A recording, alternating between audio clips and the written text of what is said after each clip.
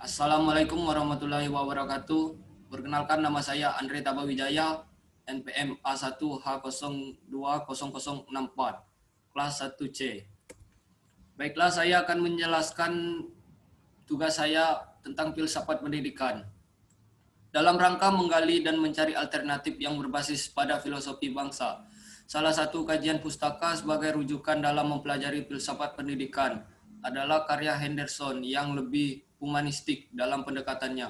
Dengan demikian, karya ini dicoba untuk ditelaah kembali untuk memperoleh pengayaan yang relevan dengan filsafat bangsa dan budaya Indonesia dalam memperkokoh landasan pendidikan nasional Indonesia.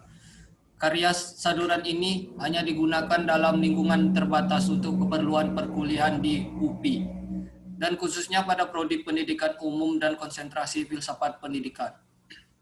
Semoga buku ini ada manfaat dan kegunaannya dalam rangka pendidikan yang lebih maju bagi bangsa Indonesia.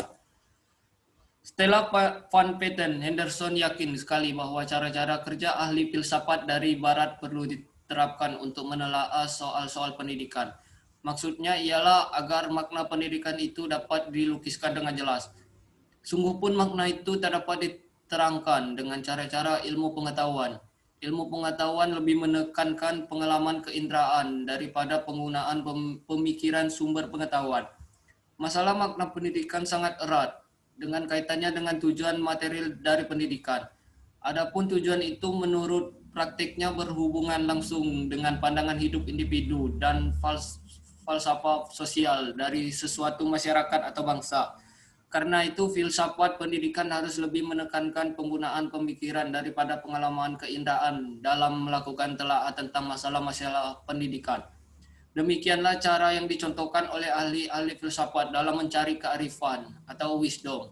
Secara etimologis atau harfiah, filsafat atau falsafah berarti cinta akan kearifan atau the love of wisdom. Secara populer, filsafat berarti pendirian hidup.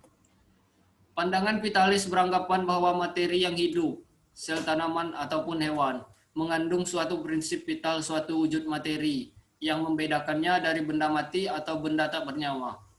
Emergent evolution. Pandangan ini menyatakan bahwa timbulnya benda-benda baru yang mempunyai sifat-sifat dan ciri-ciri lain ada disebabkan oleh kombinasi baru dari yang sudah ada. Contoh, Na ditambah Cl menjadi NaCl. Ada yang melihat suatu zat sebagai suatu bentuk adri-energi. Dengan demikian jarak antara benda hidup dengan benda mati menjadi lebih kecil. Akan tetapi Halden mengingatkan bahwa perbuatan yang sadar adalah lebih daripada hidup belaka. Seperti dahulu kala juga, pendidikan pada umumnya dimulai di rumah. Anak mengamati dan meniru orang tuanya dan orang-orang lain yang datang di rumahnya ataupun yang dijumpainya.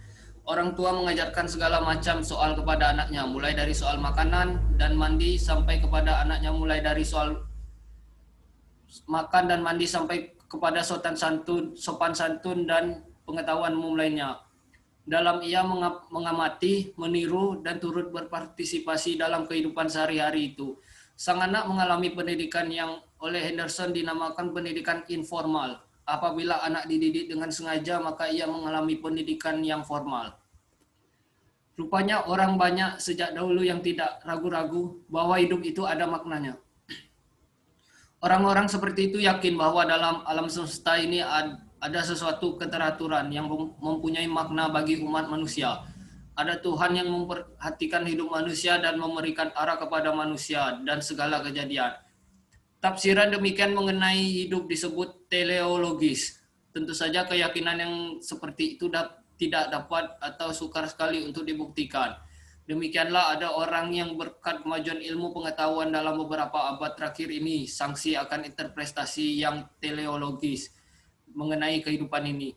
Makin kita pelajari, makin banyak kita ketahui tentang alam semesta yang menentukan nasib kita. B. Penguraian kebutuhan-kebutuhan manusia. 1. Manusia membutuhkan makanan, bukan hanya sekedar makanan untuk menyambung nyawa, tetapi makan yang juga cukup lezat. Manusia membutuhkan pakaian bukan sekedar untuk menutup badannya, tetapi juga untuk memanaskan tubuh dan memperelok rupanya. Manusia membutuhkan perlindungan, suatu tempat yang hangat, menyenangkan, bagus, dan menjamin privasinya. Ia membutuhkan rumah, perawatan, dan kesehatan, termasuk gizinya. Ia membutuhkan udara segar dan sinar matahari. Semuanya itu dibutuhkan untuk menjamin kesehatannya. Apabila kebutuhan-kebutuhan itu tidak terpenuhi atau manusia bersangkutan harus menghabiskan waktunya untuk memenuhi kebutuhan-kebutuhan primer, maka ia akan tinggal pada taraf yang rendah. Apabila seseorang seringkali mengalami frustasi di dalam usahanya untuk memenuhi kebutuhannya, maka ia akan menjadi orang yang agresif. C. Moralitas yang imanen dari dalam. Konfusius, Buddha, Plato mengatakan manusia menurut kodratnya baik. Dan moralitas itu adalah pernyataan dari kebaikan kodratnya itu. Ini tidaklah berarti bahwa moralitas yang imanen menjamin bahwa dengan sendirinya seseorang mengenal apa yang baik dan apa yang jahat. Hanya hasratnya akan yang baik itu dan kecenderungannya untuk membedakan yang baik dari yang jahat itu yang sudah terdapat dalam kodratnya. Dan memang pada dasarnya dia itu baik dan cenderung kepada kebaikan.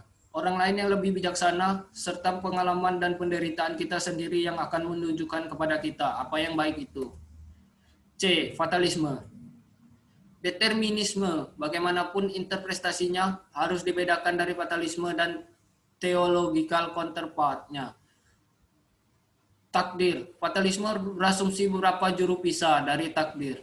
Suatu pengadaan atau suatu takdir yang menjadi takdir atau menakdirkan sebelumnya semua yang terjadi. Marcus Aurelius menyatakan hal itu ketika ia mengungkapkan, apapun bisa menimpa kamu, itu merupakan takdir awalmu dari takdir yang abadi.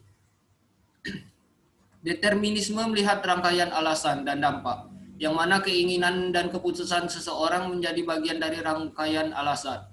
Dalam fatalisme, maksud yang dimiliki oleh seseorang bukan sebagai figur yang efektif. Baiklah, itulah hasil presentasi saya. Saya ucapkan terima kasih.